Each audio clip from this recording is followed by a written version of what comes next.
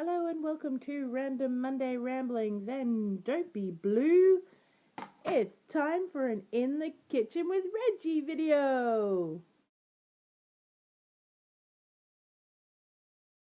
Tomorrow I'm going visiting a friend, and I thought it would be nice to take the friend a little treat. So I am making for them my super duper easy peasy fudge. And it is super duper easy peasy, and it's always a winner. And here are the ingredients you'll need to make the fudge: a block of chocolate and a can of condensed milk. That's your ingredients. They're your main ingredients. Then you can work on it to your, own artistic talents and likes and dislikes and, stuff. Normally I use just plain white chocolate to make fudge, or you can use milk chocolate, whatever your tastes are. However, for the fudge I'm taking tomorrow, I'm actually going to make two batches.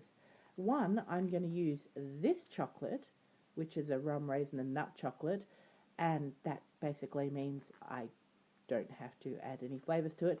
But the other one I'm going to be using, this one, it's a white coconut, but it's also got crunchy cereal bits in it, texture and stuff. First things first though, you need to prepare your pan. So I use this, it's a loaf pan, it's like, you'd make a loaf of bread in. I've never made a loaf of bread, and I just need to cover it with cling film.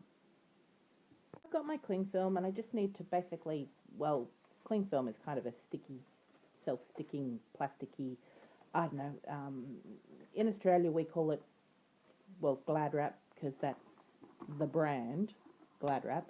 I think I've heard in the US it referred to as Saran Wrap, something like that. But yeah, basically you just want to, line your pan with the cling film so it, the fudge doesn't stick, and you can lift it out once it's done. Then you get your good old scales and a microwave safe bowl, and you measure, we need 170 grams of the chocolate. That's grams. In the metric system, there would be an imperial conversion for 170. This was a 200 gram block, so it's pretty much, nearly all the block. What are we up to? 161, 168. One more for good luck. Not quite sure what I'm going to do with the rest of this chocolate. Alright, good chocolate. The other ingredient we need for the basic fudge is, as I said before, sweetened condensed milk. I need half a cup. And that's very simply, yum, love sweetened condensed milk. Just measure into a half cup and plonk it in. It's at this point that you'd need to get your other ingredients, if you're using other ingredients, ready. Previously I've made just plain white chocolate fudge. I've put like mini marshmallows in it. I've done a dark chocolate fudge where I've put these in it. These are sultanas, as we call them here, or raisins, that have been soaking in dark rum. I've also put in like chopped up chocolate bars, candy bars. Today I'm going for jelly beans. However, I'm going to sort out the black ones, because seriously, black jelly beans are evil. Okay, so ready to roll here. I've got my chocolate and sweetened condensed milk mix jar ready for the microwave, and I've got my jelly beans, which I've just spent the last 3 hours chopping up, because they were too big to put in whole. But, if you've got mini jelly beans, that'd be smarter. But I mean, like I said, you can put anything in, seriously anything. But this needs to go to the microwave. I've just zapped this for 30 seconds on full heat. Don't want to over zap it, but do need to make sure you zap it enough. This chocolate's not fully melted, so I'm going to give it another go. I'm thinking probably in about another 15 seconds. Okay, a further 15 seconds, and it seems to have done the trick. Because, like I said before, this chocolate has already got cornflake and coconut in it, so it's a textured chocolate. I've not used this textured chocolate before to make fudge, but I'm liking it. I am liking it. So yeah, it looks a little bit lumpy, but you know, hey, you get that. Then just add jelly beans in and stir through. I could reserve some to put on top, but I don't want to. In this case, I just don't want to. I've got my jelly beans all mixed through.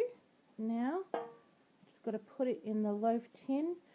I find that as soon as you actually zap it and then add your candy or whatever, it does sort of start to set a bit. So yeah, that's why it's good to have the tin already ready.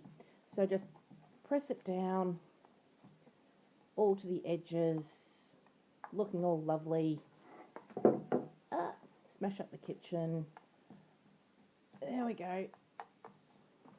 Now, as I said, you could have put like 2/3 the jelly beans in, or insert name of candy here, and then press some on top, but I actually quite like this rainbow look. There we go. It's all pressed into the tin. All the edges are pretty much even and the top is smooth.